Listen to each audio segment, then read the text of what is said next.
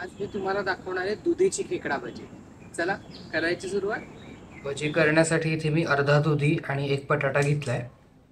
आता हे आपल्याला लांब लांब किसून घ्यायचंय, तर मी हे किसून घेतो।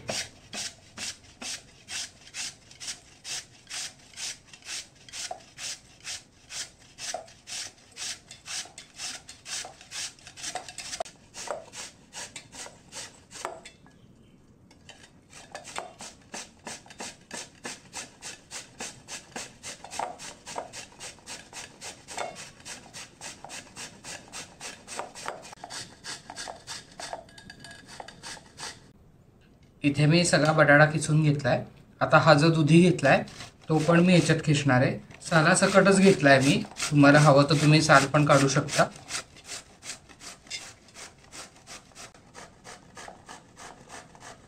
इथे मी दुधी आणि बटाटा दोन्ही छान किसून घेतले। आता यामध्ये आपण घालणार आहोत चवीप्रमाणे मीठ आणि बेसिक आपले मसाले जे असतात ते, त्यापैकी थोडंसं हिंग, एक चमचाभर मी हळद घालणार आहे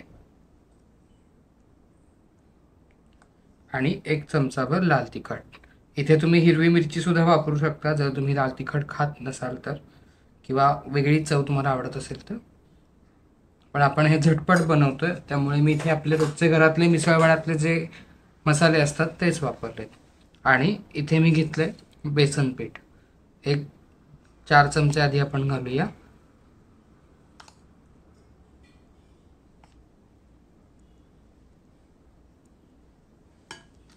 आणि इथे मी घेतलाय खायचा सोडा, एक 2 चिमूटभर आपण खायचा सोडा यामध्ये घालणार आहोत। याने छान फुलतात आपली भजी। आता हे सगळं आपण हाताने छान कालवून घेणार आहोत।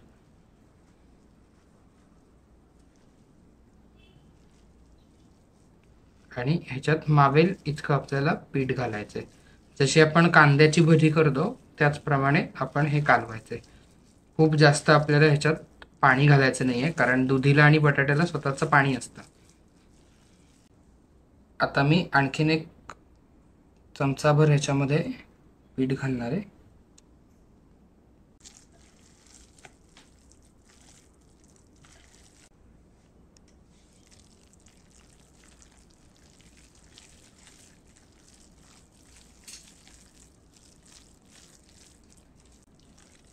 इथे आपलं हे बॅटर तयार झालंय। आता आपण ह्याची भजी सोडून घेऊया। इथे आपण तेल गरम करायला ठेवलंय भजी तळण्यासाठी। तेल गरम झालंय, आता आपण ह्यातली भजी सोडायची।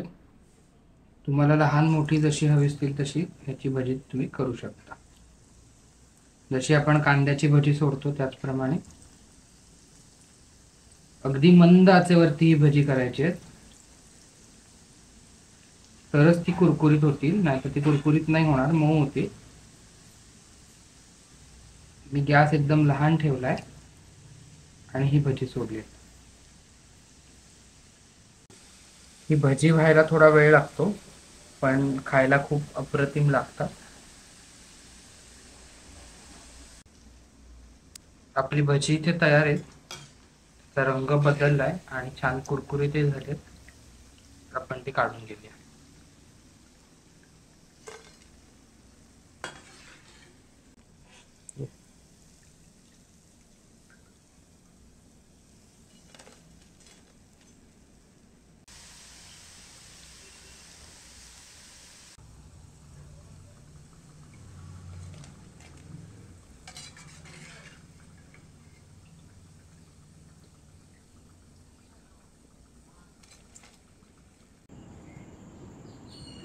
तुम्हाला आजची रेसिपी कशी वाटली हे नक्की मला कमेंट्समध्ये कळवा। आणि त्यातल्या त्यात पौष्टिक भज्यांची रेसिपी दाखवली बरं का तुम्हाला, त्यामुळे नक्की करून बघा। आणि सगळ्यात महत्त्वाचं म्हणजे सबस्क्राईब करायला विसरू नका।